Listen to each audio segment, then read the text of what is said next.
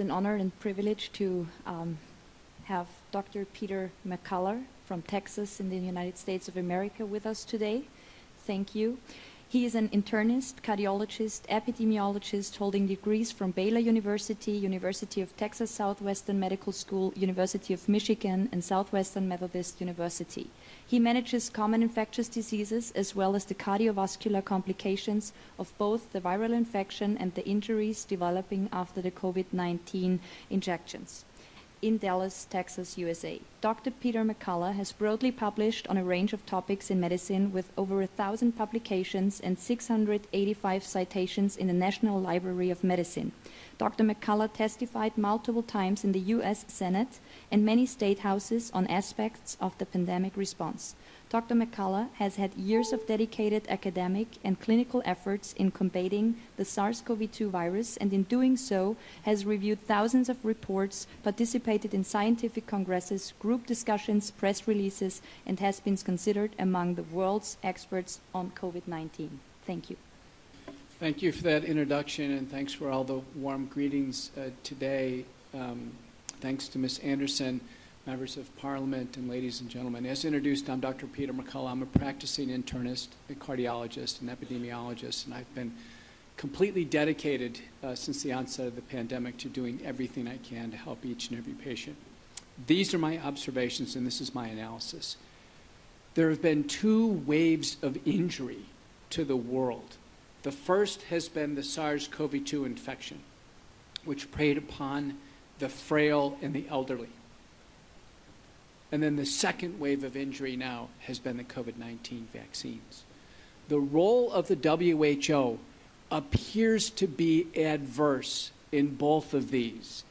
The role of the WHO appears to be operating within a biopharmaceutical complex, a syndicate, a complicated syndicate that has formed over time. It includes the WHO, the United Nations, the World Economic Forum, the Gates Foundation, Rockefeller Foundation, the Wellcome Trust, Gavi, CEPI, the Coalition for Epidemic Preparedness and Innovation that Gates Foundation and the WEF formed largely. The Department of State in the United States, the National Institutes of Health, the CDC, the FDA, the MHRA in the UK, TGA in Australia, SAFRA in South Africa, the EMA here in Europe. This grouping of non-governmental organizations with governmental public health agencies is operating as a unit. They're carefully coordinated, and the impact has been adverse.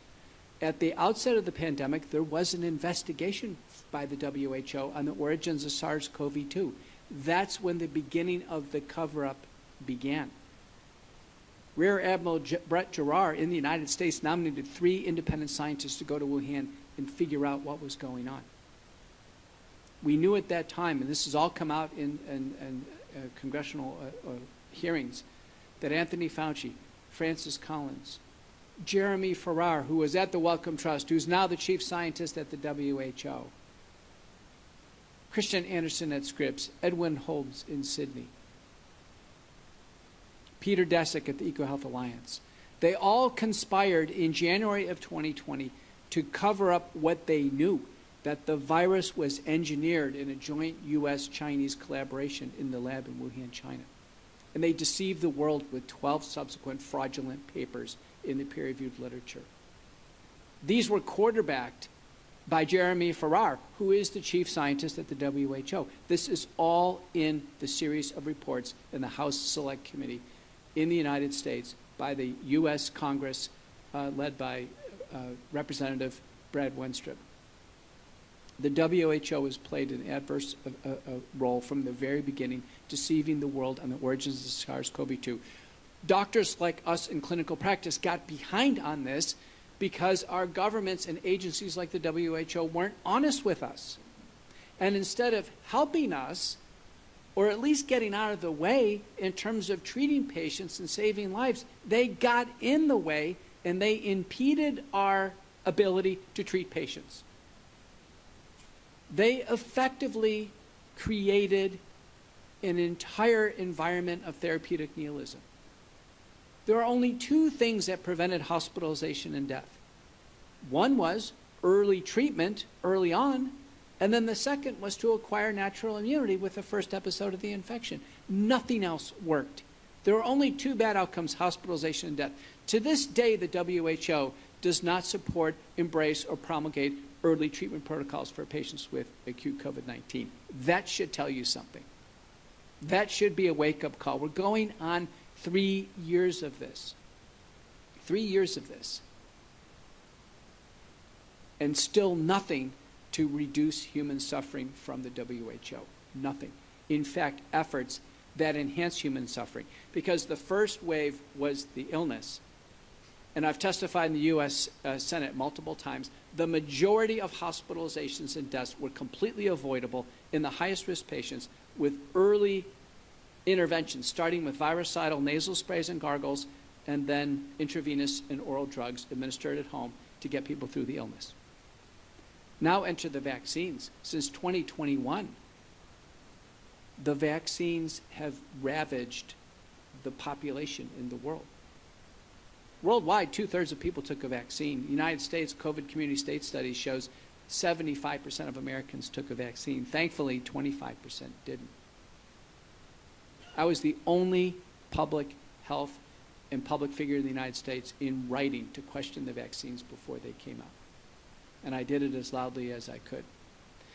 The COVID-19 vaccines in the United States, 94% of Americans took a messenger RNA vaccine. It is the genetic code for the potentially lethal spike protein, part of the virus. It was the worst idea ever to install the genetic code by injection and allow unbridled production of a potentially lethal protein in the human body for an uncontrolled duration of time. Everything we've learned about the vaccines since they've come out is horrifying.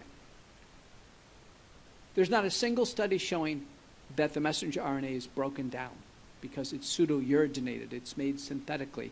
It cannot be broken down. There's not a study showing it leaves the body. We now have papers by Castriota who demonstrates the messenger RNA circulating for a month. That's as long as they've looked. We have the spike protein, the lethal protein from the vaccines, found in the human body after vaccination, circulating at least for 6 months, if not longer. And if people take an injection in another 6 months, there's another installation in more circulating, potentially lethal protein. The spike protein is proven in 3,400 peer-reviewed manuscripts to cause 4 major domains of disease. One is cardiovascular disease, heart inflammation or myocarditis. Every regulatory agency agrees the vaccines cause myocarditis. I'm a cardiologist. Before COVID, for years, we've had guidelines in cardiology. When there is myocarditis, whether it's symptomatic or not, people cannot exert themselves in athletics. It will cause a cardiac arrest. And yet across Europe and across the United States, sports leagues were injecting young people who had no medical necessity, no clinical indication with these vaccines, and we have seen a montage of cardiac arrests in young individuals. I'm telling you as an expert cardiologist, these cardiac arrests are due to the COVID-19 vaccine until proven otherwise. They are. Other cardiovascular diseases caused by the vaccine, proven. Acceleration of atherosclerotic cardiovascular disease and heart attacks or cardiovascular arrest.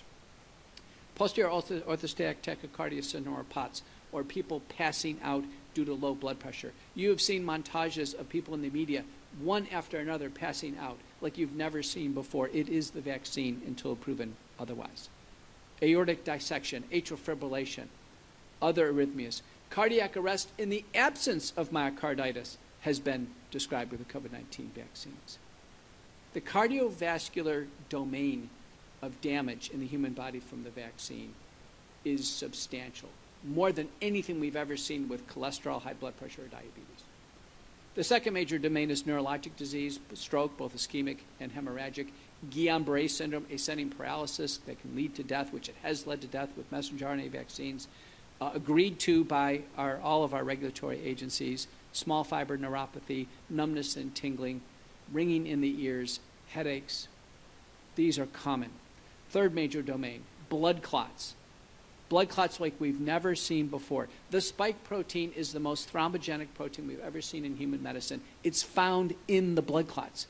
The spike protein causes blood clots. Blood clots larger and more resistant to blood thinners than we've ever experienced in human medicine. I have patients with blood clots now going on 2 years, and they are not dissolving with conventional blood thinners due to these vaccines. We can't get these out of the body. We can't get the messenger RNA or the spike protein out of the body, as is continually produced.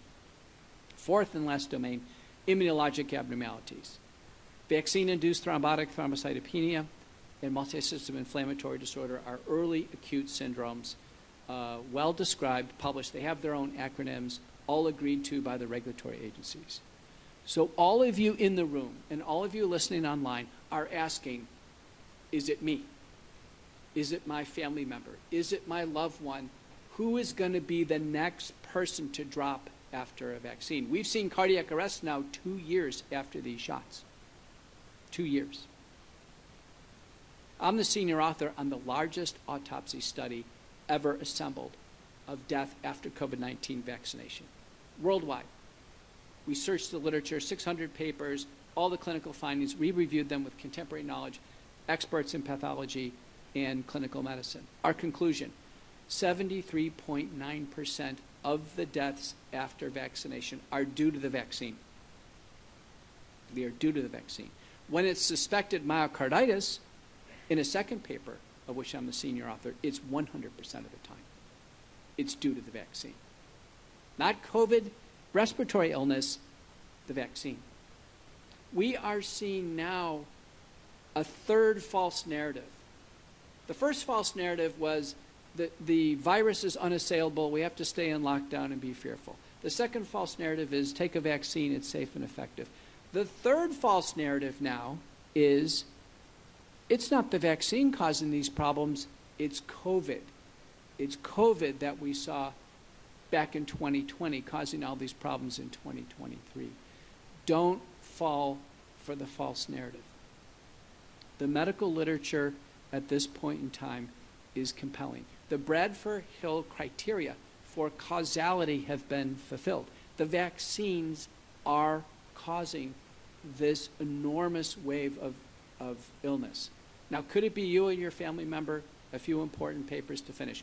One is by Schmeling and colleagues from Denmark, demonstrating that about 30% of people who have taken a vaccine have zero side effects, nothing, not even a sore arm, not even a sensation that anything happened with the injection. Those people appear to be fine forever, as if they didn't take a shot. And the data are the same in the United States in our VAERS system. The second batch group is about 70% of individuals, and they have some moderate side effects, some trouble, but they don't seem to really have serious events. And then there's that small third batch group, 4.2% in the Schmeling data. It's through the roof. Myocarditis, cardiac arrest, blood clots, hemorrhagic stroke, disabilities, sudden death at home in bed. And the data are the same in the United States. 4.2% of people in Europe right now are in trouble because they were unlucky enough to get a high-risk batch. In the United States, our CDC VSafe data, which is self-reported data, 10 million Americans, the number is 7.7% got so sick with the shot they had to go to the hospital and be treated or be hospitalized. A Zogby survey done about a year ago, a big representative sample in the United States, found 15% of those who took a vaccine have some medical problem that they're dealing with right now. So again, 4.2%, 7.7%, 15%. That's the penumbra. That is the Venn diagram that you're all going to be involved in the calculus. What's the path forward? The path forward is clearly for no one to take another shot. No one. Now, the World Council for Health, which is a multinational, evidence-based physician and healthcare provider organization on June 11th, 2022, issued a pharmacovigilance report looking at 39 safety databases, including the WHO VisiSafe and the EMA databases and the US databases. And their conclusion was to remove all the COVID-19 vaccines off the market for excess risk of death. Excess risk of death. Okay? On the floor of the U.S. Senate, December 7th of 2022, I co-moderated a session, and our expert panel, by assent in the U.S. Senate, concluded all the COVID-19 vaccines should be removed from the market, all of them. No new boosters. And then in March 23rd of 2023, the Association of American Physicians and Surgeons, a factual, fact-based, evidence-based, consensus-driven organization, just like the two others, also concluded to remove the vaccines from the market. So I submit to you the COVID-19 vaccines and all of their progeny and future boosters are not safe for human use. I implore you, as a governing body, the European Medicine Agency, to apply all pressure and due urgency to remove the COVID-19 vaccines from market. In the United States, it's going jurisdiction by jurisdiction, probably state by state will remove them off the market if the federal government doesn't do so. It's going to happen. It's going to happen all over the world. The WHO is standing behind these vaccines. They are far more of a problem than a help to the European Union. And it's my belief that the European Union, the United States, and all major stakeholders should actually completely pull out of the WHO and leave the WHO to its own endeavors, not to have any jurisprudence, any dominion over what we do in healthcare. WHO will never have dominion over what I do as a practitioner with patients in my practice. I'm Dr. Peter McCullough. Thank you so much for having me.